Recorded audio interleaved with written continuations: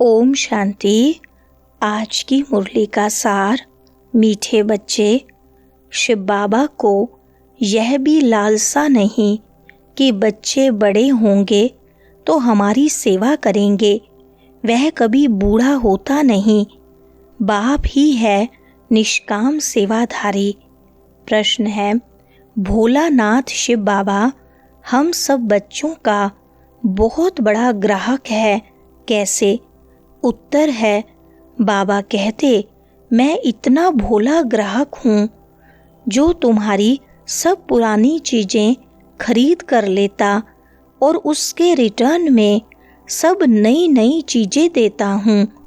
तुम कहते हो, बाबा यह तन मन धन सब आपका है, तो उसकी एवज में तुम्हें ब्यूटीफुल तन मिल जाता, अपार धन मिल जाता। सुनते हैं मुख्य पॉइंट्स। पहली पॉइंट, भोलानाथ से निराला। देवताओं को भोलानाथ नहीं कहेंगे। गाया हुआ है, सुदामा ने 2 मुट्ठी अन्न की दी तो महल मिल गए, तो भी कितने समय के लिए? 21 जन्म के लिए। अब बच्चे समझते हैं कि बाप आकर भारतवासियों को बरोबर हीरे जवाहरों के महल देते हैं। किसकी एवज में देते हैं? बच्चे कहते हैं, बाबा यह तन मन धन सब आपका है, आपका ही दिया हुआ है। किसको बच्चा पैदा हुआ तो कहते हैं भगवान ने दिया।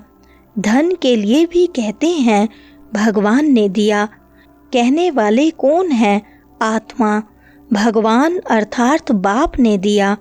बाप कहते हैं सब कुछ तुमको अब देना होगा, उसकी एवज में हम तुमको बहुत ब्यूटीफुल तन ट्रांसफ़र कर देंगे, अपार धन देंगे। दूसरी पॉइंट, लौकिक बाप से अल्पकाल के लिए धन मिला है, बेहद का बाप हमको बेहद का वर्षा देंगे। बाप समझाते हैं, ज्ञान और भक्ति में रात दिन का फर्क है। भक्ति में अल्पकाल के लिए मिलता है, धन है तो सुख है। धन के बगैर मनुष्य कितने दुखी होते हैं। बच्चे जानते हैं बाबा हमको अथाह धन देते हैं, इसलिए खुशी होती है। सुख धाम में तो सुख की कोई कमी नहीं। हर एक को अपनी अपनी राजधानी है। उसको कहा जाता है पवित्र गृहस्थ आश्रम। तो बाप कितना भोला है, क्या लेते हैं और क्या देते हैं। कितना अच्छा ग्राहक है बाप। तीसरी पॉइंट, बाप कहते हैं मैं परम धाम से आया हूँ, पुराना सब कुछ तुमसे लेकर नई दुनिया में तुमको सब कुछ देता हूँ, इसलिए दाता कहा जाता है। दाता भी इन जैसा और कोई नहीं, निष्काम सेवा करते हैं। बाप कहते हैं मैं निष्कामी हूँ, मेरे को कोई भी लालसा नहीं। यह कायदा होता है, बाप बूढ़ा हो तो बच्चे उनकी संभाल करें। यह बाप तो कभी बूढ़ा होता नहीं, सदैव जवान है। आत्मा कभी बूढ़ी नहीं होती। यह तो जानते हो, लौकिक बाप बच्चों में उम्मीद रखते हैं कि हम बूढ़े होंगे तो बच्चे हमारी सेवा करेंगे। भल सब कुछ बच्चों को देते हैं, फिर भी सेवा तो होती है। यह शिव बाबा कहते हैं मैं हूँ ही अभोक्ता, मैं कभी खाता ही नहीं हूँ। चौथी पॉइंट, ब्राह्मणों आदि को खिलाना भारत में कॉमन बात है। आत्मा को बुलाते हैं, उनसे पूछते हैं, फिर कई बातें उनकी सच्ची भी निकलती हैं।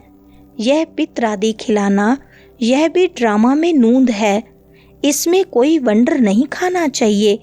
बाप नटशेल में ड्रामा के राज को बताते हैं। डिटेल तो इतनी ड्रामा की समझानी दे नहीं सकते, एक एक की समझानी में ही वर्ष लग जाएं। तुम बच्चों को बड़ी सहज शिक्षा मिलती है। तुम जानते हो बाप आया था, फिर अब संगम पर आया है। स्वर्ग की स्थापना करने। फिर द्वापर से रावण राज्य शुरू होगा। रावण राज्य शुरू होने से झट शिव का मंदिर बनाते हैं। अभी तो चैतन्य में नॉलेज सुना रहे हैं। 5वां पॉइंट, बाप को ही पतित पावन लिबरेटर कहते हैं।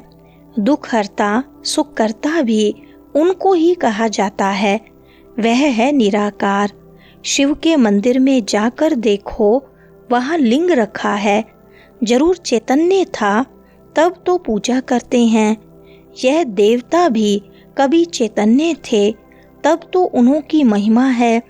नेहरू चैतन्य में था, तब तो उनका फोटो निकाल महिमा करते हैं। कोई अच्छा काम करके जाते हैं तो उनका जड़ चित्र बनाए महिमा करते हैं। पवित्र की ही पूजा करते हैं। कोई भी मनुष्य की पूजा नहीं कर सकते। विकार से पैदा होते हैं ना, तो उनकी पूजा नहीं हो सकती। पूजा देवताओं की होती है, जो सदैव पवित्र होते हैं। 6वां पॉइंट, यह जो पहले नंबर का है, इनके ही बहुत जन्मों के अंत में मैं आकर प्रवेश करता हूँ और इनका नाम ब्रह्मा रखता हूँ। पहले यह सब भट्ठी में थे तो बहुतों को नाम दिए थे, परंतु बहुतों ने फिर छोड़ दिया। इसलिए नाम रखने से क्या फायदा। तुम वह नाम देखो तो वंडर खाओ।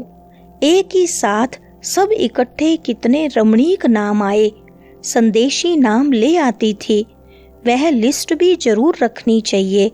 सन्यासी भी जब सन्यास करते हैं तो उनका भी नाम बदल जाता है। घर बार छोड़ देते हैं। तुम छोड़ते नहीं हो। तुम ब्रह्मा के आकर बनते हो, शिव के तो हो ही।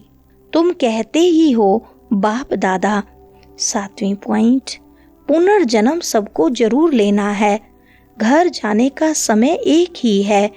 फलाना मोक्ष को प्राप्त हुआ, यह तो गपोड़ा है। बाप कहते हैं कोई भी आत्मा बीच से वापस नहीं जा सकती, नहीं तो सारा खेल बिगड़ जाए। हर एक को सतो रजो तमो में जरूर आना है।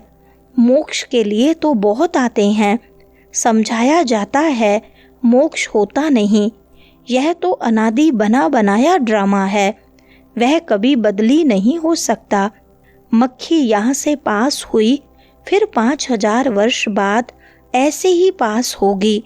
8वां पॉइंट, अभी तुम्हारी बुद्धि में है यह शरीर छोड़ स्वर्ग में जाएंगे। हमको कारून का खजाना मिलेगा। बाप कहते हैं मुझे याद करने से माया एकदम भाग जाएगी। बाप को याद नहीं करते तो माया फिर तंग करती है। कहते हैं बाबा हमको माया के तूफान बहुत आते हैं।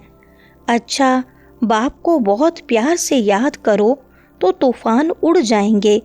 बाकी नाटक आदि बैठ बनाए हैं, बात है कुछ भी नहीं। बाप कितना सहज बताते हैं।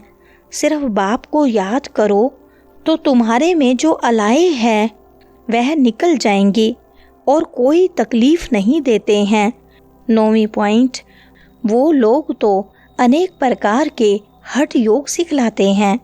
तुमको तो बाप कहते हैं उठते बैठते याद करो। आसन आदि कहाँ तक तुम लगाएंगे। यह तो चलते फिरते काम करते याद में रहना है। भल बीमार हूँ तो यहाँ लेटकर भी बाप को याद कर सकते हो। शिव बाबा को याद करो और चक्र फिराओ, बस। उन्होंने फिर लिखा है गंगा का तट हो, अमृत मुख में हो। गंगा के किनारे तो गंगा जल ही मिलता है। इसलिए मनुष्य हरिद्वार में जाकर बैठते हैं। बाप तो कहते हैं तुम कहाँ भी बैठो, भल बीमार हो, सिर्फ बाप को याद करो। स्वदर्शन चक्र फिराते रहो, तब प्राण तन से निकले। यह प्रैक्टिस करनी पड़े। वरदान है कदम कदम पर सावधानी रखते हुए पद्मों की कमाई जमा करने वाले पद्मपति भव। विस्तार है बाप बच्चों को बहुत ऊंची स्टेज पर रहने की सावधानी दे रहे हैं। इसलिए अभी जरा भी गफलत करने का समय नहीं है। अब तो कदम कदम पर सावधानी रखते हुए कदम में पद्मों की कमाई करते पद्मपति बनो।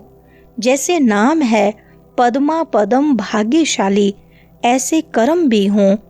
एक कदम भी पद्म की कमाई के बगैर न जाए तो बहुत सोच समझकर श्रीमत प्रमाण हर कदम उठाओ। श्रीमत में मन मत मिक्स नहीं करो। स्लोगन है, मन को ऑर्डर प्रमाण चलाओ तो मन मनाभव की स्थिति स्वतः रहेगी। अच्छा, ओम शांति।